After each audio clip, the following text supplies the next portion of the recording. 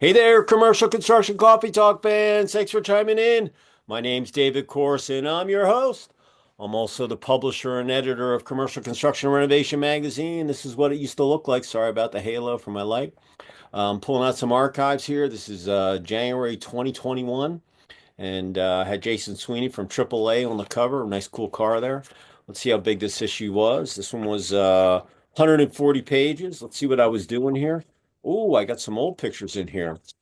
We have a indoor professional lacrosse team, so I was down there in the locker room. I took my team. I'm a lacrosse coach. We took our team and we played on the in the arena, and then went in and took a tour of the locker rooms. And there's a guy. I went to University of Denver, played lacrosse and hockey, but there's a couple DU guys on the team, so we were talking on. There's a little picture of me when I was on my motorcycle way back in. I think I took the governor out of that thing. I was playing Evil Knievel without a helmet, of course, back in the 70s, but. In any event, it's always nice to hold a magazine.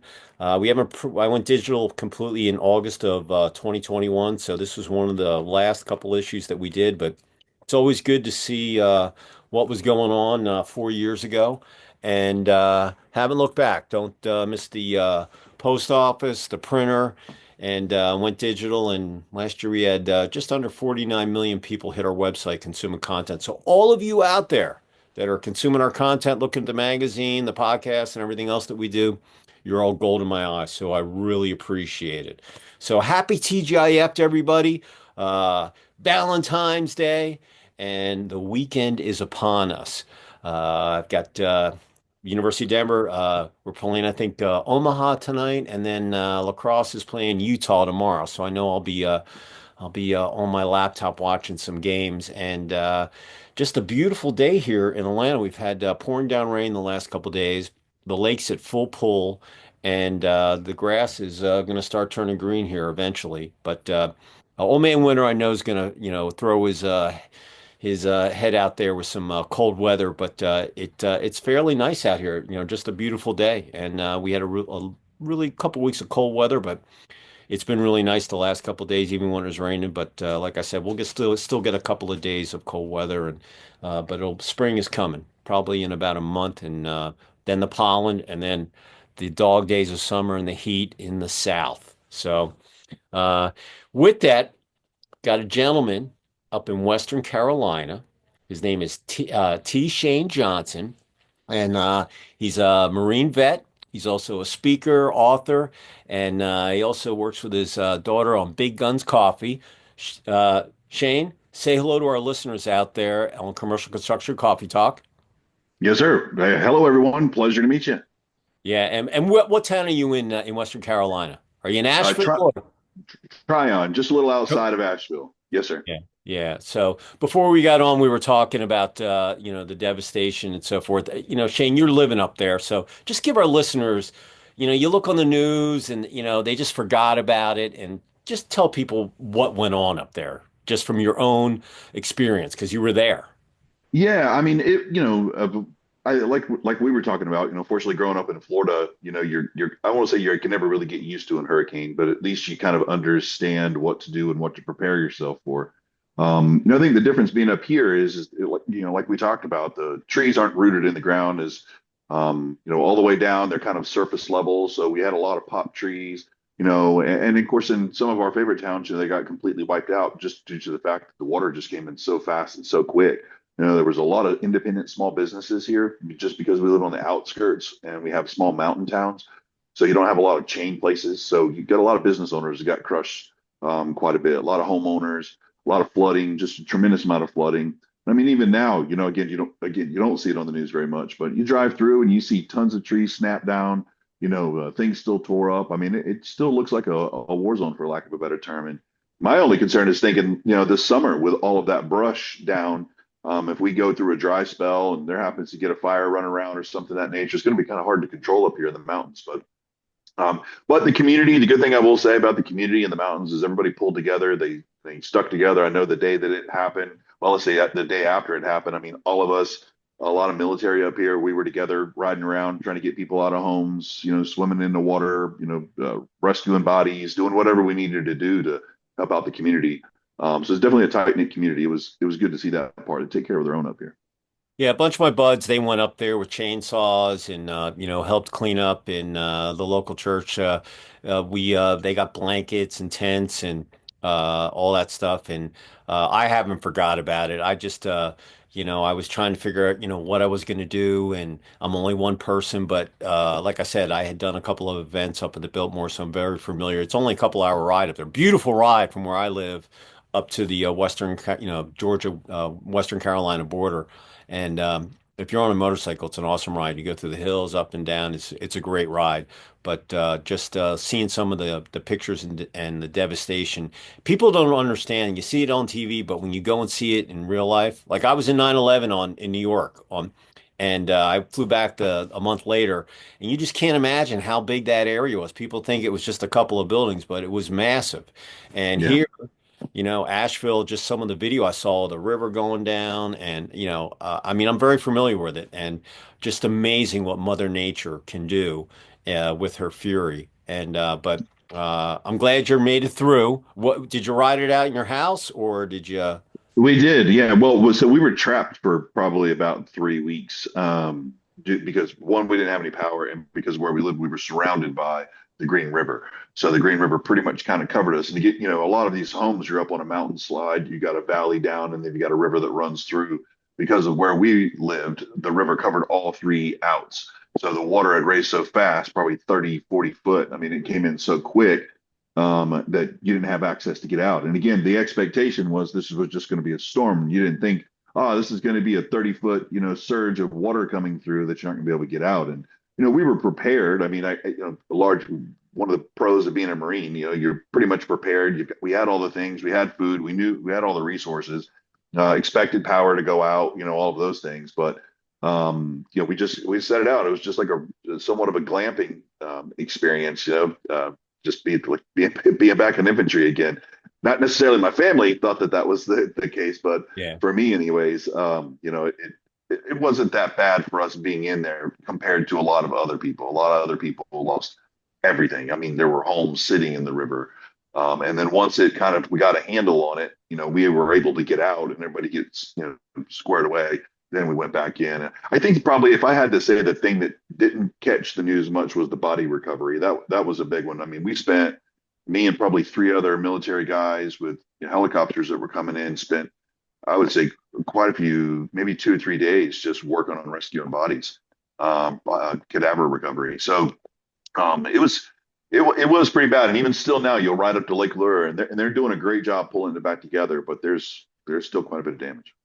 Uh, you know, uh, I don't. I think some of the people that are missing, you'll never find them because of all the mudslides and they're just buried and those people you're not going to find them.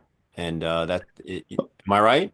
No, no, you're not. I mean, you're not. I mean, you've got that. You've got the animals. I mean, you got a lot of bears up here. I mean, there was just. I mean, some of the stuff came down so quick, so fast. I mean, no matter what you do, they're literally buried. So, but yeah, you're probably right. I mean, there again, the numbers were a tad bit skewed, I believe, but at the end of the day, I mean, you know, Hmm.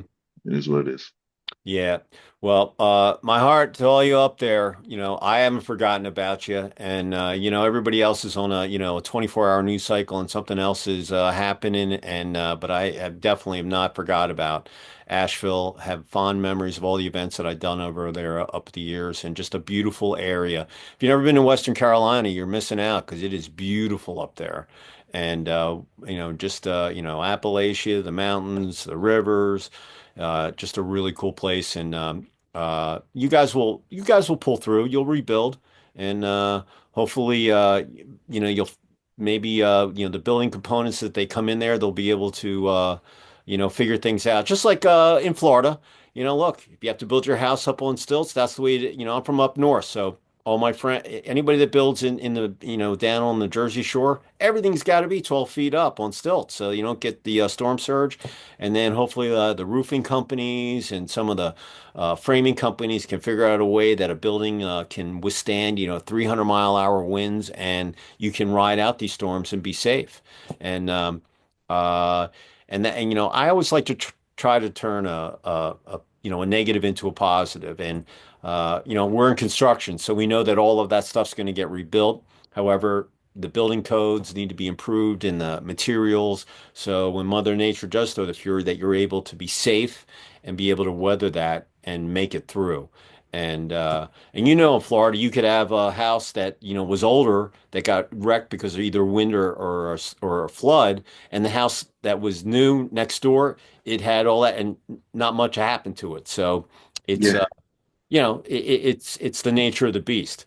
But It's usually the double wide mobile home with four tie downs on it that doesn't go anywhere. Those yeah, things I was are, going to the double wide there for a second. I was going there, but yeah. there's hey, there's no basements in Florida. You can't, you gotta go, you gotta get up, you gotta get, and but no, like I said, I haven't forgotten, and I was running. I've been running every day, and I do a video, and a couple of them I was venting on there because I knew that people's attention spans are just, short these days, and I was just trying to tell people, hey, look, if find a good charity or a church or whatever, and send some money. They need money, they need tents, and they need blankets. They don't need, obviously they needed everything if you lost everything, but. I was just trying to get my PSA now, and then with the fires that just happened in California, I have some contractors and architects. They've got this little pool, and they're trying to pool their resources and help rebuild. And I mean that's just a massive reconstruction project there. I mean some of the builders that were going to probably rebuild that, they lost their homes too, their Yeah. offices, their equipment. I mean, the infrastructure, all that stuff's gone. People don't realize that. They think that, oh, we'll just get built, but a lot of people are going to build it. They lost everything too. And talk about the triple whammy. But listen, I'm an American. When it gets tough, the tough get going. You got to pull it up. You got to stay positive, and you got to band together, and we'll get it done. And Yeah, I think you're right. I think the best way from sitting on this side of it up here and watching these people is the best way to support the community is to do exactly what you said, which is just come up here and visit. And there's a lot of these businesses pulling back together and shopping, coming to shop local and walking into that little coffee shop or, walking into that little boutique place with that small business owner and, buying, whatever it is that you can or that you need there is a great way to support them. It helps them in a lot of ways. Set aside the stuff that a lot of people have donated. I mean, getting those people back to some livelihood and income to allow them to continue to fight. Because, as we all know, the government doesn't work quick and sometimes things happen and there's a change of hands and that makes it challenging because you're at the, as the person being in that disaster, you're at the mercy of that. But as a collective community, coming up to visit and, looking at the beautiful country that's up here, or if anything, just paying attention to the devastation and realizing, getting a little bit, more presence about your own life and realizing how, fast and the quick of an eye that it can be gone. And then showing that the people stayed and continued to fight. That's a large part what I see up here is when people come, just take that motorcycle ride in the places that you can and stop by that little store and grab a little something and grab a lunch, talk to the people, talk to the community, and then go on about your business. And that really helps the community a lot, helps a lot of those businesses. Because I will tell you one thing that was interesting about up here that I didn't see a lot growing up in Florida is that there was a lot of external help, but really it was really internal. I mean, when you think about all of the guys up here that do excavating, just because of the mountains, they brought in all their tracos, they brought, I mean, the chainsaws, they came in, they were all local. They're trying to clear out roads, not waiting for the government to get in and do it or the state, and they saved a lot of people creating quick, fast bridges or places for people to get across. I mean, they were on top of it. There were businesses, restaurants that literally instead of dumping the inventory of food and taking it on an insurance loss, they were just cooking free food. These people lost their homes, they've lost everything, and they're out in front of their restaurants cooking food for the community. I mean, it was just I've lived in a lot of places, been fortunate to be around a lot of things, and the only thing I can somewhat equate it to was like being back in the military. Like they just truly took care of each other, really took care of helping each other out. And when one restaurant ran out with the food, then another one would take their food, and it was pretty amazing to watch. hey, listen, there's nothing like America.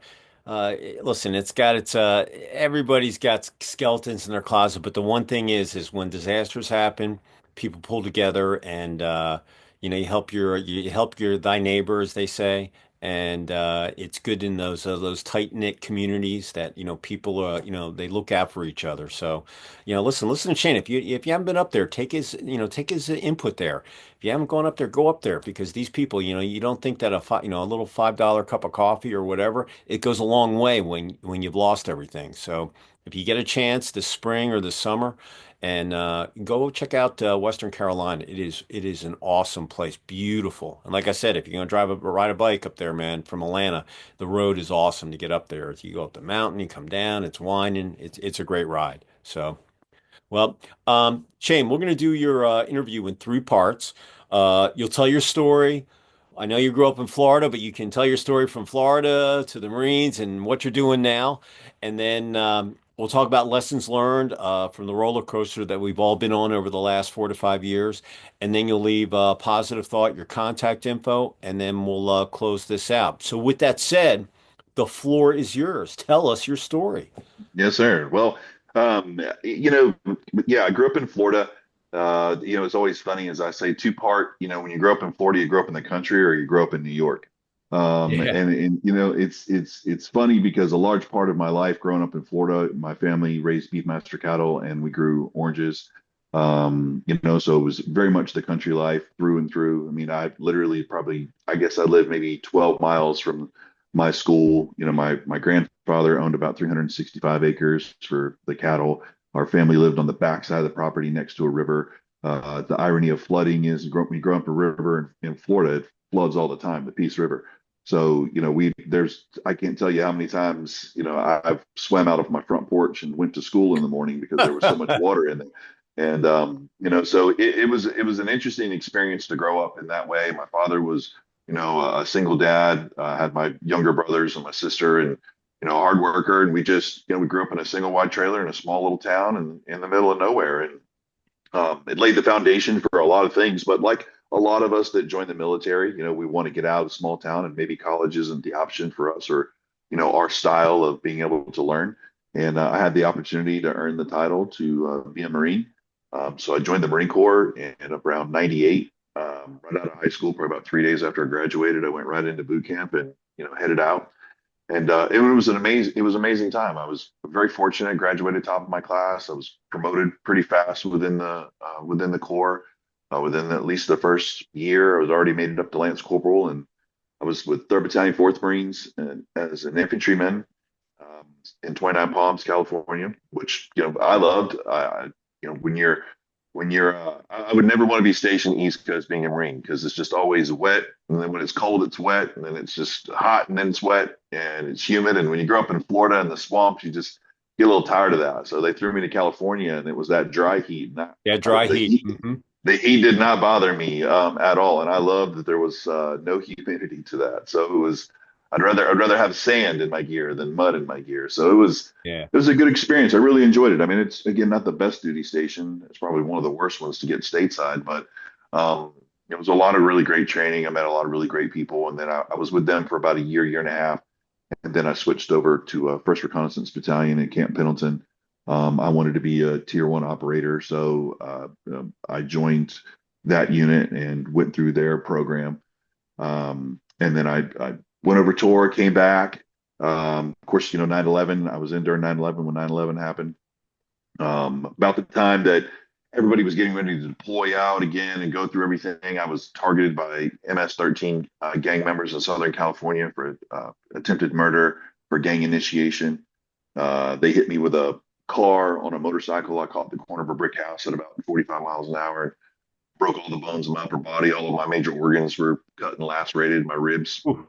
punctured my lungs. My left bicep was lacerated. They got out, kicked me, tried to beat me to death. And because of the gang in the area, nobody'd help me. So I got up and they thought I was dead. They drove off. So I got up. I walked 2 blocks to a fire station, basically bleeding internally. So as I tell the story on stage, taking one full breath every minute. So for every 60 seconds, I was just taking a breath and then walking, bleeding out, trying to get to the fire Yeah, you don't station. want to And bleed out. Hmm. that's right. Yeah. And I got lucky. There happened to be a doctor there. I got bay flighted out. I flatlined out the first time of 3 times when we were in the helicopter. And of course, when you have a flail chest and your upper body is broken, you can't do a lot of chest compression. So they were trying to trying to get me some oxygen, trying to run some paddles on me.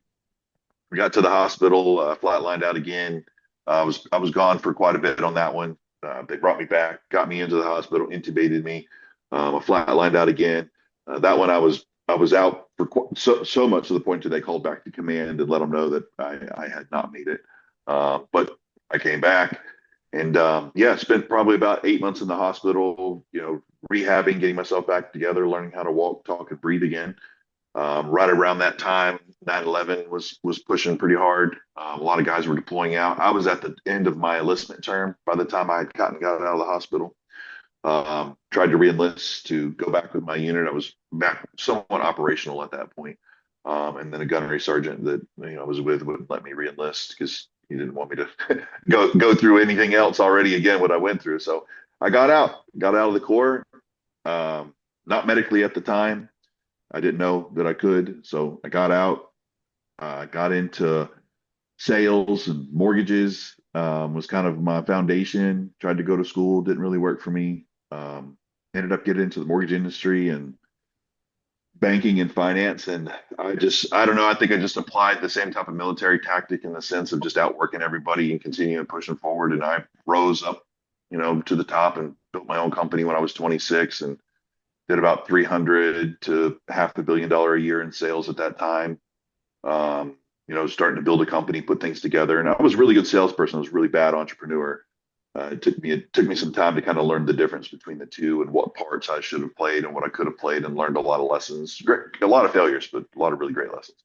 And then, of course, '08, the recession happened. So, of course, the mortgage industry was a main target of that there. So we got crushed pretty good. I lost everything. And surface level over a lot of this for time, but the idea is during that time, I think because of my injuries and the things that had happened to me, was a culmination of just a perfect storm. And when I lost everything, I ended up homeless for a couple of years. Uh, Ended up getting up to Charlotte before I kind of got homeless. Went through a series of things, losing it all. I kind of rebuilt my life and just went through that stage.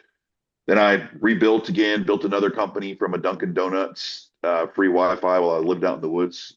Did about another 300 million, wrote some books, and I'd always wanted to be a speaker, but it just was something I really didn't grab a hold of much. I didn't feel I had enough value at the time. I always said, one day when I get back on my feet and I can give back and go through these experiences and things, I'm gonna do something for the veteran community. Try to pay my penance for my second chance at life, sort of deal. And then somehow I got to where I was running across America a bunch of times and doing all these world records and raising funds for nonprofits, and wrote a couple of best-selling books and just kind of shared some of my story a little more in depth about the experience I went through and the trials and tribulations. My daughter came along, and I learned a lot from her. I always say that my biggest mentor and leader in my life was my daughter. She teaches me something every single day. She's my emotional support animal. Without her, I wouldn't have a mission objective focus. And so I'd written a book called Done by 2:30, and the concept was being a better CEO of your home than your business and your job. And if we could accomplish all of our goals by 2:30 before the kids get out of school, then we can spend the rest of the time laying the foundation of what our country was founded on, which is family and the dinner table. And I always kind of pitch that when I'm talking to sales companies or doing executive leadership coaching. I say, what's interesting is we spend so much money on the bottom line, right? We talk about culture and people. We talk about culture and people. We talk about culture and people. And everything in your system when you go to work is built around building a relationship with a complete stranger. Yet we have no systems developed to build better relationships with our family. We just assume that because they're our family, we're amazing communicators within that circle, just because they happen to be the same bloodline as us. And I didn't like that. I didn't like that, we preach one thing and then do something different. So I started to realize that a large part of the homeless and abuse and alcohol and drug addiction was, middle class, and understanding that what was happening is 98% of these people didn't have fathers in their lives. And that just really resonated with me a lot. And I realized, my success rate of trying to do that on the ends, small. I'm going to start back at the beginning and really do it with my daughter. So I finished up that book, came downstairs, and she'd been on stage. She'd been across America with me. We'd done all these things together. And she says, she's 6. She says, Dad, I want to start my own business. And as the story goes with our little big gun story is a lot of times a kid will come and say, Dad, I want to play football, or I want to go to dance, or I want to do ballet.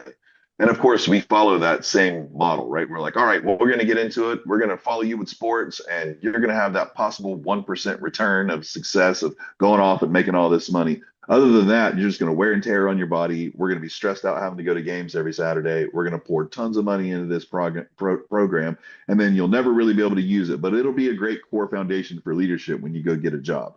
And I don't know, I just didn't like that. When she said, I want to start a business, I realized at that point that if we were to do this together and that it was something that I could coach and teach her and she could teach and coach me on, one, selfishly, I would get all this time with her and I wouldn't have to pawn her off to someone else to raise her. And then on the other side of it, I can give her foundation skills that can allow her to be independent, but not codependent. She can basically build and be her own person and share love with somebody because she chooses to, not because she feels like she has to for monetary gain. And it was just great. Fast forward, again, condensing a lot of this, but fast forward, she started Big Guns Coffee. She named it Big Guns, because she always says it'd be funny if we called it Big Muscles. She said, I want everybody to be strong like my dad. She's like, maybe you can't run across America. Maybe you can't do 20,000 push-ups in 12 hours. She's like, but at least when you get up in the morning, you can feel like it. And so she put a little coffee mug with a little muscle on the side of it. And I was like, man, that's pretty good. So we ran with it. And I quit everything I was doing, stopped it all, and 100% went in to help and build her. And now she's got she launches and Sprouts and Walmart this year. We built the first indoor hydroponic coffee farm in the United States. She's been on Kelly Clarkson and Fox and Friends and going on Drew Barrymore and maybe Piers Morgan later on. I mean, she's done all these amazing things. She's leaving to New York next week to go sit down with executives at Rite Aid and, launch more. And she does all the pitches. She does all the stuff. She's homeschooled. So we go through her homeschool together. She gets up by herself at 6 o'clock in the morning, starts her schoolwork, does it for 3 hours, wraps up, and then we spend the day working on the business. And then today's like today, she goes over and hangs out with her friends and has fun. Mhm. Yeah, and that's pretty much the gist of our story and where we are. That's awesome. Listen, like I said, I came from a military family, so anybody that if they have kids and they don't know what they're going to do, I just say, look, go into the military, whichever branch you want to go. You're going to get 3 meals a day. You're going to get trained. You become, you're going to learn how to be an adult. You're going to learn leadership. You're going to get a skill. You have a roof over your head. And if you want to stay in, you can. If not, after you do your time, you can get out and you'll have some, thick skin because once you get out there, business is, it's brutal out there. You gotta have thick skin and you gotta battle every day. And and if you can battle with your family, that's even better because they have your six, whether you're in the foxhole or out on the terrain, you're there with them and doing it all day. And uh, we homeschooled our son his senior year, and he wasn't college material, although he was a good lacrosse player, but he went to FAA mechanic school after he got his diploma, and he had to work and did 3 years of Boeing, but that time when he was home, it was so cool because I used to see him. He would get up early in the morning, he'd leave, and he'd come back, and you really don't get that much time. And Yeah. I was working out of the house, but still, uh, I do everything with my company, and the day goes by, and it's time you got to sleep. You got to get a couple hours to for your body to recoup. And when that last his senior year, it was awesome having I could see he would study, he'd go to his job, he was working in the local garage. He was waiting tables. I said, "Look, you're not just going to hang out here and play video games. You got to go work if we're going to yank you out." And the only reason we yanked him out was because they wouldn't let him in the shop class. And I said, "Look, if there's one kid that you put in the shop class, it's him. He's not interested in history. He's not in it. He's flipping cars. He's flipping bikes. He wants to work with his hands." And he's like, "Well, Mr. Corson, he doesn't have the mathematics skills." I go, "He'll get them. Just put him in there." And they didn't put him in, so we yanked him out.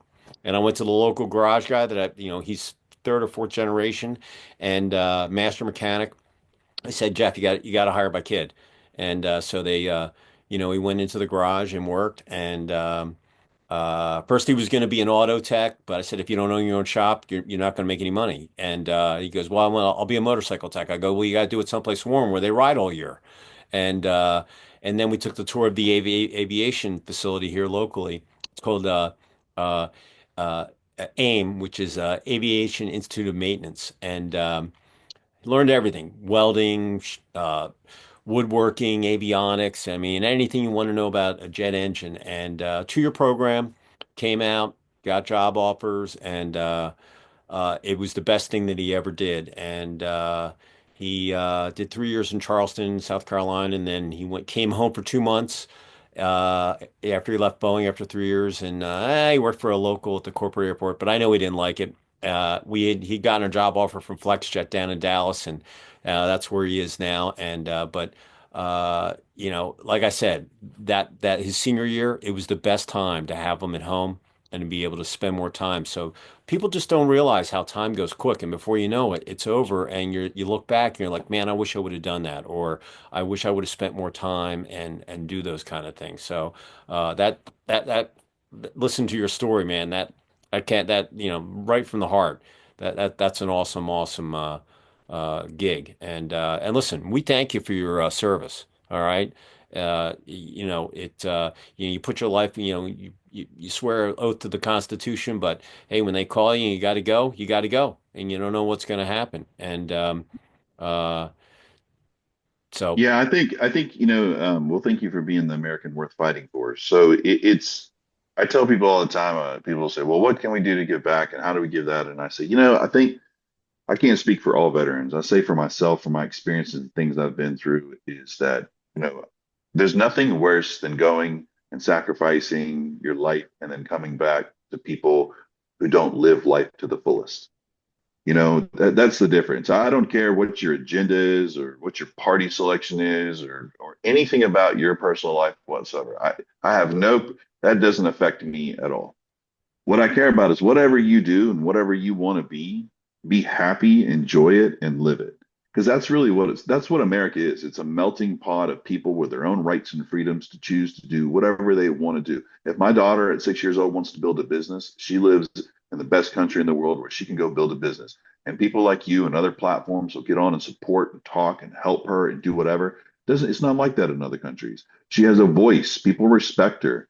And I think, when you look at people and they complain and they hate everything about it, or and I say that in their personal lives, it's frustrating because you want them to be happy. That's why you are of service. That's why a lot of guys and girls that you meet, or men and women that you meet in the service, they're service-based personalities. They if they don't have a mission to serve, they get lost.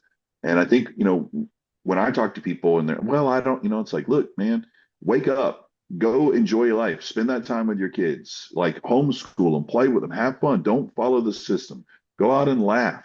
Take the day and say, instead of going to school, we're going to ride up the Blue Ridge Scenic Byway and we're going to go and see all of the trees and we're going to go experience something together. Because that time is short. It doesn't come back. And I think that's probably the biggest thing I tell people. Just wake up happy, wake up and live the best day, love and hug your family, tell your kids they're amazing, tell your spouse if you have one, tell yourself, and go out and live. And that's the best way I think you can ever give back or serve for a veteran. I'll tell you a good 9/11 story. So I flew up the night before, and I was going to we had a booth at the Javits Center for a show, and anyway, 9/11 happened, the buildings went down, so I spent like 4 hours trying to get in my office to get me a rental car. So the following day, I stood in a line in Manhattan, probably 2 miles long. I think I got the last rental car on the island.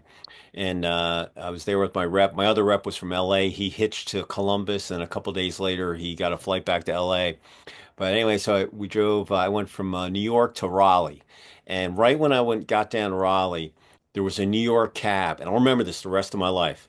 There was a New York cab going south on 95 in North Carolina with two guys in the back seat, and I looked over at them, and they were like, "Yeah, we're getting home," and I'll remember that the rest of my life. It was the most amazing. I'm sure that taxi cab had like the most awesome fare and tip, but but the people were just trying to get home, and Yeah. And but I still remember that. And you know, I had never gotten a rental car in Atlanta, so I did the next day. I got down, I took, and my car was down at the airport, so I took the rental and I figured out where it was, and so I learned something new. And but it was that day I saw that building go down. I don't know how many times, and it was just the longest day. And but you know, driving the next day, there was so much patriotism on the radio, Yeah. and you know, people flying the flag. You know, I mean, awful in New York, but just in general, there was patriotism, and I grew up raising the flag in the morning, take it down, sit down meals. You know, like I said, my grandfather was underneath Patton, so I was, you know, it was I was brought up the right way, and from right and wrong, and listen, like you used failure, you know, in your opening. If you're not pushing yourself and you're not failing, you're not pushing yourself hard enough because you're not going to learn unless you fail. And I don't even use lose. You either win or you learn. That's kind of the way it is. And I try to learn something new every day. You're going to have big wins, small wins, and you're going to learn. And you can't look back because the scoreboard, once the buzzer goes off, that scoreboard's going to stay the same. You can look back, but in general, uh, you know, you just got to move forward and staying positive. Don't surround yourself with negative people because they're just going to bring you down. Get rid of them. There's 8 billion people on the planet. Stay positive, surround yourself with positive people that can buy into your vision or your journey that you're on, and you'll probably succeed. And if you don't succeed, that's okay too. You're not going to win at all the games, and you just learn from them and you move on. And I remember when I resigned from Nielsen in 2001. I didn't know. I kind of knew how I wanted to run my company, but I walked out and said, "Do I want to be in Buford, Georgia, or do I want to be in Cumming?" And I said, "Oh, I'll go over the lake every day." And that's how I started. And I'm still staying today. I remember the recession. My wife was in the mortgage gig with all the refis, and the economy fell off the cliff. And I was in construction, and it was just brutal. You know, but you know, people picked up. You know, and then things were going okay. And then, you know, March of 2020, there were cranes everywhere and everything stopped. And then here we are 4 or 5 years later that, you know, you know, we're still kind of talking about it, but I learned more about myself. The biggest thing I think over the last 4 or 5 years, in my opinion, is people, just like you said, they found out that there's more to life than just work and that work-life balance is so important. If you work all day, just like if you ever read the book The Shining or saw the movie with Jack Nicholson, all work and no play makes Johnny a dull boy. You don't want to be Yeah. Johnny getting frozen in the maze.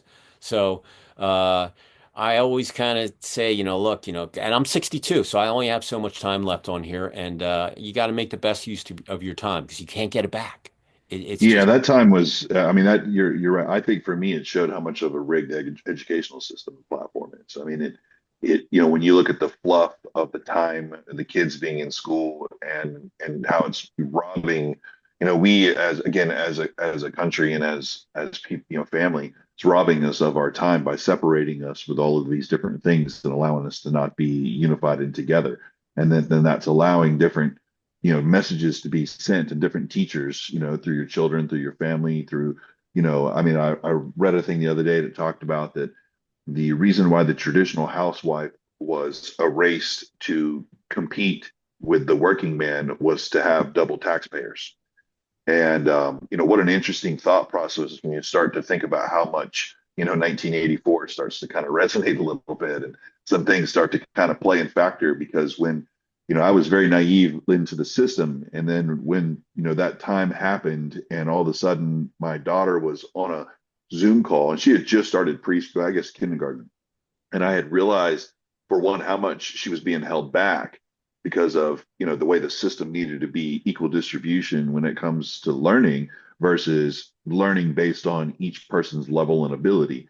And then it was the time, now all of a sudden we've got an 8 hour childcare window down to a 2 hour training lesson. And I'm like, I could have her in ballet, dance, business, speaking. I mean, all of these extracurriculars that I could put her in, that I can involve her in, or myself for that matter, spending that time being her, which is what we did, building a business. And the difference in the knowledge that she has. She gets state of North Carolina through homeschooling, like probably every homeschool, but she has to be tested each year. And so last year, when she wrapped up, we had her tested, And she came back, you know, sixth grade, seventh grade, all the way up to 11th grade in some of her stuff. And the teacher, the lady that had given the test, she'd been a teacher for 30 something years. And she says, don't ever put this kid back in the regular school again. She was like, she's succeeding so fast and so far with whatever you're doing and the stuff that you guys are doing together. I mean, she published her own book last year, and that was part of her homeschool project.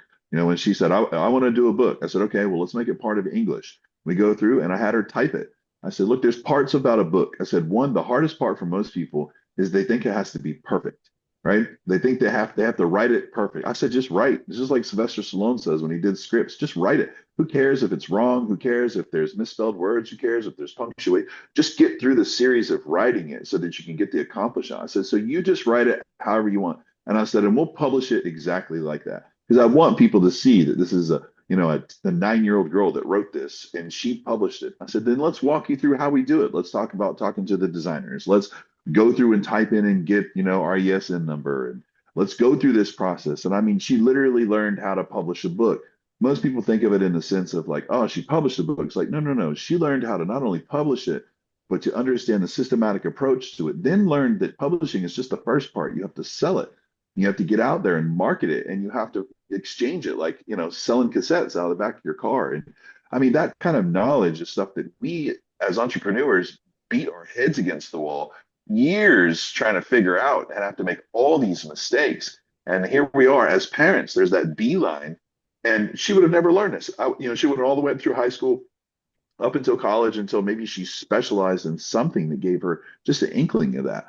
I mean, we're learning how to save. She does. Right now, I've got her tutoring on day trading, teaching her how to day trade and pay attention to the tickers. Just little stuff, nothing big, but just to understand the value that you can lose money, you can gain money. Here's how. Here's ways to do it. I mean, I would have died to have that knowledge, at a young age. I mean, it would have saved me. It's probably saved me from being homeless. So it's Mm-hmm. it's amazing when you can actually, I think, can dedicate to, and again, now I will say technology now is far more advanced than we were younger. And I do think accessibility to be able to learn things is definitely a lot different now with YouTube and a lot of the other platforms that are out there. That information does make a big difference. It's just a matter of what the information is. Is she going to look at cat videos, or is she going to learn videos on entrepreneurship to how to develop and market and sell her business? It's just, again, it's information and all of what that content is that she receives and how you manage it. So, as you look back over the last 4 to 5 years, you spent time with your kid. Yeah, she's a publisher now, and she's got a coffee company. You're out there speaking. What was the main lesson? What was like a lesson that our listeners out there in commercial construction coffee talk that we all learned because we all went through the same thing from March 2020 till today. What was probably one of the most important lessons that you think, other than that work-life balance that we already discussed, what would hit home with you? I think, and again, this is probably a little more niche. I think the biggest lesson, remember, I know the biggest lesson I learned that my daughter, I am not a pretentious adult that knows everything. And that what I am is a student because I think God, and again, higher power, whatever you believe in, puts children in your life at a certain age, right? Within that like 5 to 9, when they think you're the most amazing thing in the world. And of course, we think of it like, oh, they're so great and they're living their life. And what happens, I think we don't receive that information correctly. I think what it is that God gave them that time from 5 to 9 so that we could look at our versions, the best versions of ourselves. And it can remind us that our dreams still can come true and that we can still believe because when she wanted to build something, it sparked something in me that changed. It made a paradigm shift in everything that I do in my life, and I realized that I am learning so much more from her. She is teaching me so much as long as I'm listening and paying attention to it, giving me confidence in myself. Understanding that I do have a purpose and that I am valuable. And I think if you listen to your children in that sense, and they teach you that, it can allow you to kind of reset and get yourself back into a strong pillar of leadership. And then from there, you take it and run with it before that fizzles out, because that's going to circle back around again as she gets older. And you're going to need to be that core strength. So I think if you have children, really pay attention to that time and allow them to teach you a few things. Remember, your fear base is going to stop them from making a lot of decisions because of your failures trying to protect them. When in fact, allow their open mind and almost naivety in the sense to re-inspire your mind and your brain to go off and live dreams and build something and hopefully do it together and maximize that short amount of time that you have with them. Oh no, I totally agree. Like I said, I when we went through it with our own son, and it if I could get time back, I definitely I mean, I coached them all through lacrosse and hockey, and I never pushed them in anything. I never played daddy ball. I always was my we were like good cop bad cop. I was like I was Sergeant Carter. For those of you who don't know, it was a TV show called Gomer Pyle way back when. But the Marine Sergeant, he was just tough on his crew. So I kind of was like that, and I had my son on my podcast maybe it was last year or the year before. Anyway, I thought I'd be hearing this like 20 years later, but in his podcast, he had been at Boeing for about 6 months, and he goes, "Hey, Dad, if you weren't hard on me, I wouldn't have gotten this job." Because I had to beat out a lot of people, and he went in as a contractor to work on the 787 for a year, and then Boeing hired him as an employee. And there was a job that came out called a flight op spec, where he would work on all the planes that came out of the factory, or any of the planes that were going to get delivered or came back and needed work done. So he could be in the cockpit, he could be in the wheel well, he could be emptying the toilet. Um, and he goes, I would have never gotten that if you weren't hard on me. And but I thought I was going to hear it like 20 years from now, because I used to tell him, "Hey, I know you don't want to hear this, but I'm going to tell you. You remember this day that I said that this is the way it's going to happen. In 20 years, you're going to say, Dad, you were right." But he did it, 6 months later. And it was the most amazing thing that I think happened to me over the last couple of years, to hear my kid go, thank you for, never laid a hand on him, yelled at him, cursed at him, whatever. But as a coach, I remember when he was trying to make the club team, the travel team, and I was reffing the game, and I had to call a penalty on him. And on the way home, he's like, I'm not going to make the team. You shouldn't have called that penalty." I'm like, "Dude, you hit the guy in the head. It's a penalty. We don't play that way, and listen, think of it as an experience. You're going to learn from it." And but he made the team. He got on there, and he did it on his own.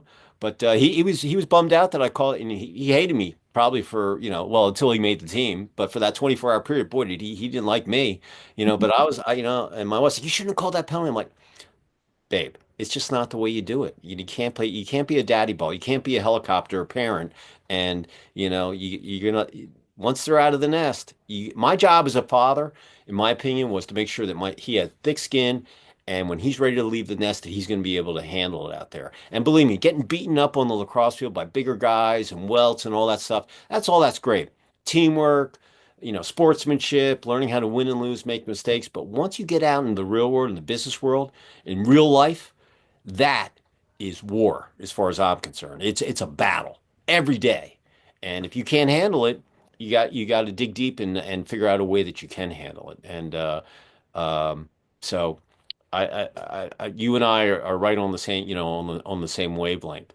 Um, Listen, if someone wanted to, reach out to you and, talk about, how you helped your daughter, do the coffee gig, or homeschooling, or, talking about maybe a speaking engagement, how would someone reach out to you? Yeah, they can always visit my website, tshaneinspires.com, or our coffee site, biggunscoffee.com, or they can shoot me an email at tshane@biggunscoffee.com. All right. So listen, if you're out there on Commercial Construction Coffee Talk, and hey, if maybe you have a company summit that you do during the year, and you're looking for a keynote or someone to be inspiring speaker, reach out to Mr. Shane here, and I think you'll get your money's worth. And